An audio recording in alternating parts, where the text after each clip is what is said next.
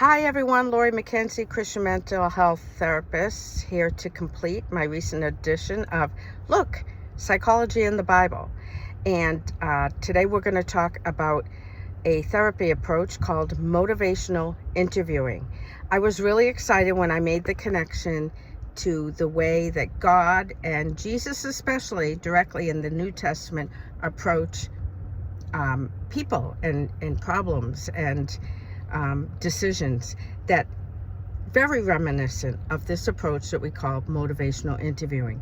Real briefly, I will explain that it is an evidence-based, highly effective approach. It's very specific steps involved for the therapist, so the training is very specific. However, it is not overly directed by the therapist. It's very collaborative and very focused on the client's process of how they make decisions. It is something I've definitely used a lot in addictions counseling or therapy, where people are needing to change behaviors in their life, lifestyle behaviors like their diet or smoking cigarettes. It can really help someone who is initially ambivalent or even highly resistant to change their thinking around making a decision or making a change in their life. Again, just to repeat, it is helpful for clients that are defensive or highly resistant. It helps kind of bring those down, and it really helps people examine their own ambivalence, examine their own motives, their own goals and desires, and it is exciting to see it work in play. People don't naturally have these skills. Jesus did, because he's God. We're in a fallen world. A lot of these skills can be helpful for anyone in their everyday relationships or helping people around them. And they're skills. They sort of need to be practiced. But it's really exciting when it works. And we're going to talk about a few examples. I'm going to focus on one that Jesus used. He definitely demonstrated this in a few stories that we find in the New Testament. We have the story of the rich young ruler, and I will post the scriptures below so you can check it out. We have the paralyzed man at the pool of Bethesda, and I want to focus on this one, the Samaritan woman at the well. It's a really good example of Jesus using motivational interviewing. And just as a reminder, the reason I do these videos is psychology gets a bad name amongst Christians, and I want to show that it's not all bad. A lot of these concepts are supported by the Bible. It's not the other way around. The Bible can support, the Bible doesn't support these concepts. The concepts kind of can be rooted back to Scripture. So the woman at the well is a really great example. We're crossing cultural boundaries here big time. It's in John 4, and she's getting water at the well, and Jesus asks for a drink.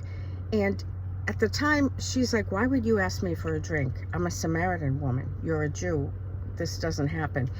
He knows what he's doing. He's getting her defenses down. He's getting her to trust, and he's getting them on the same level.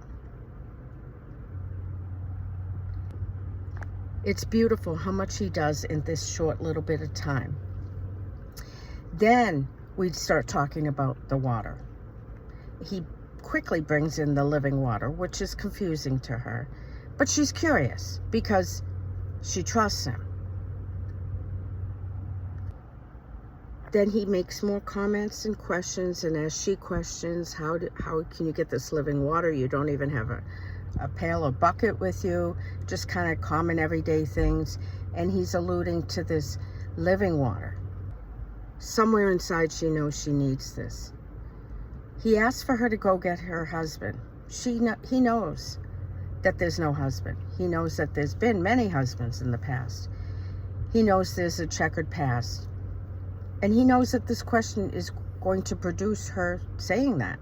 And she does say it. He shows no judgment. He doesn't correct her behavior.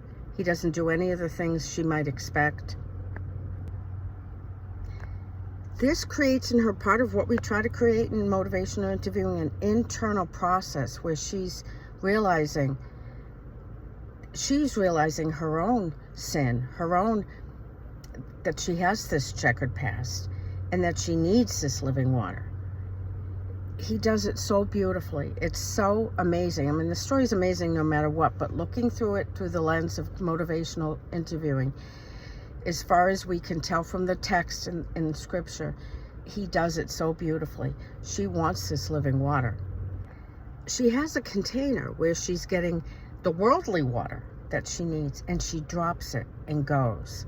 She drops it, which to me is so beautiful. It's like dropping everything else, dropping the sin in her life, dropping the self-reliance in her life, and she's going to go, and she becomes an evangelist to some degree. What a beautiful story of redemption. When we look at what Scripture's trying to point us to, and how we can see ourselves in the story, and we can see the gentle, loving, forgiving, merciful, gracious Jesus. And he does it through a similar process we use to helping people in therapy. And it's just so exciting. I would love to do like a little segment on each of the stories.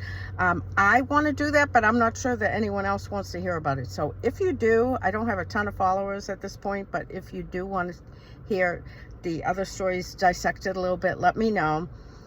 If not, thank you for tuning in. If you like this kind of content where we're looking at scripture, we're not sugarcoating scripture. I'm doing my best to represent scripture well and look at therapy, psychology, mental health in conjunction with it for today in our eternal state. Please like, subscribe, share, and all that. And I'll see you next time. Bye-bye. God bless.